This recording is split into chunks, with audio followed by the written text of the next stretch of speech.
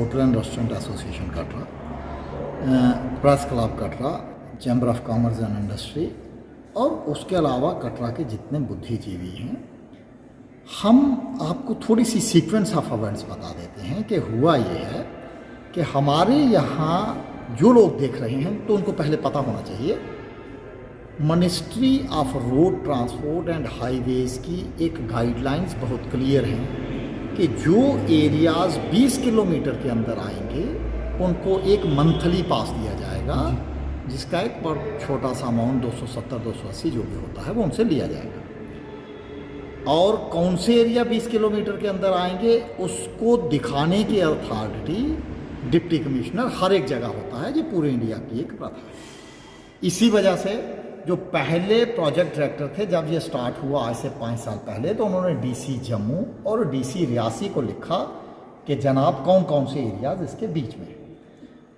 उन दिनों भी हम उन्हें मिले थे, तो डीसी जम्मू और डीसी रियासी ने लिख के भेज दिया कि ये एरियाज उसके अंदर थे और कटरा उसके बीच में था।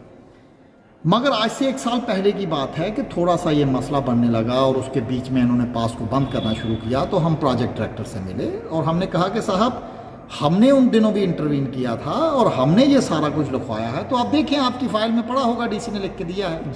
तो उन्होंने कहा कि साहब हमें वो दिख नहीं रहा। तो हमने कहा नहीं दिख रहा तो फिर दोबारा ले लें। तो प्रोजेक्ट डायरेक्टर ने डिप्टी कमिश्नर रियासी को एक लेटर लिखा और उन्होंने कहा कि कौन कौन से एरियाज 20 किलोमीटर के अंदर आ रहे हैं,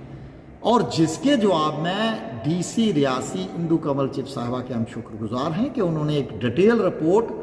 एसडीएम तहसीलदार से लेते हुए बताया कि कौन कौन से एरियाज 20 किलोमीटर के अंदर हैं। अब हुआ ये कि वो दे दी रिपोर्ट, आज रिपोर्ट को दिए हुए भी 7 महीने हो गए, लोगों के पास है, सब कुछ है, मगर ऑल ऑफ ए सडन लोगों के पास डीएक्टिवेट हो गए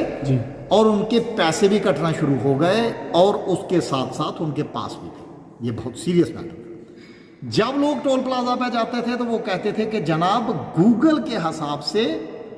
ये 20 किलोमीटर के बाहर आता है, मगर गूगल भी डिस्टेंस जो आता है उसके हिसाब से नहीं, उनका एक रूट की वो उन्होंने एक तय किया था कि उसके हिसाब से जनाब ये 20 किलोमीटर के बाहर आता है। तो हम इसी सिलसिले में डिप्टी कमिश्नर जम्मू से पहले मिले।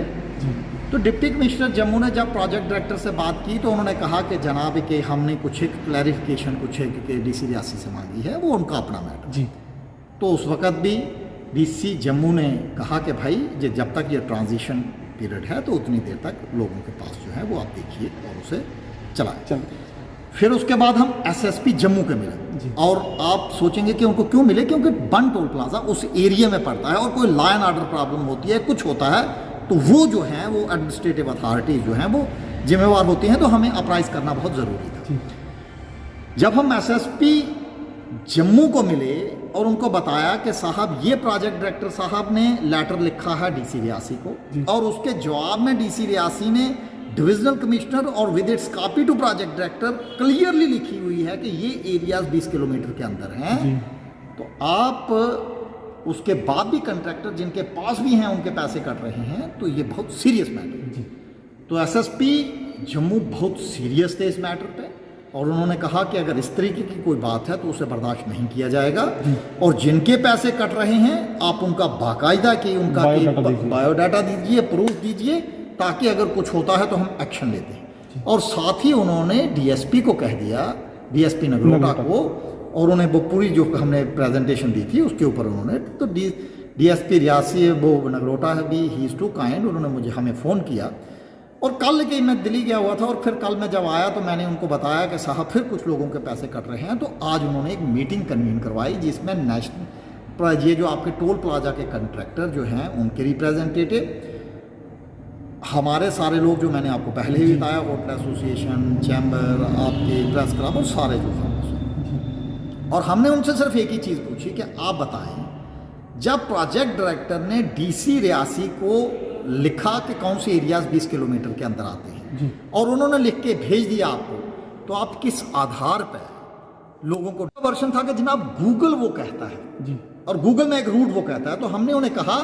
कि अगर गूगल वो कहता है तो हमें आप बता दें कि नेशनल हाईवे की गाइडलाइंस में कहाँ गूगल को ऑथोराइज किया गया वो डिस्टेंस दिखाने की। गूगल एक प्राइवेट एजेंसी है याहू की तरह, आपके अलावा और अन्य एजेंसी। जितने एजेंसीज की तरह। और फिर मैंने कहा कि अगर आपको गूगल भी देखना है तो हमने उनको बताया कि गूगल में भी आप कटरा डालेंगे, डिस्टेंस डालेंगे और बन टोल प्लाजा डालेंगे तो 17 किलोमीटर आता है। तो इस सिलसिले में एसएचओ साहब ने भी कहा कि आपके पास तर्क क्या है। तो तर्क उन्होंने कहा कि साहब हम इस तरीके से करते थे और हम आप इस पर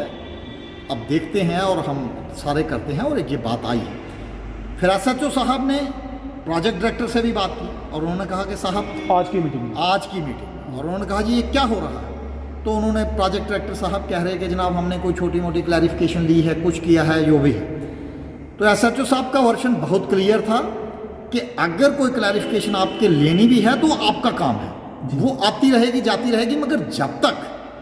ये लेटर स्टैंड करता है जिसमें ये विलेजेस जो हैं वो 20 किलोमीटर के अंदर हैं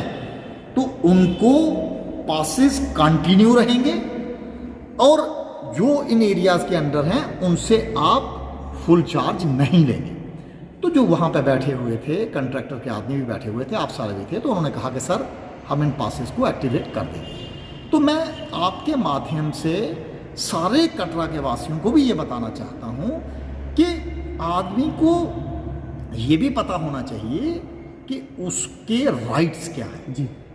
और आपको ये पता होना चाहिए कि आप कानूनन तौर पर 20 किलोमीटर के अंदर हैं और जो नेशनल हाईवे की गाइडलाइंस हैं वो बहुत क्लियर है और वो क्लियर कहती हैं कि प्राइवेट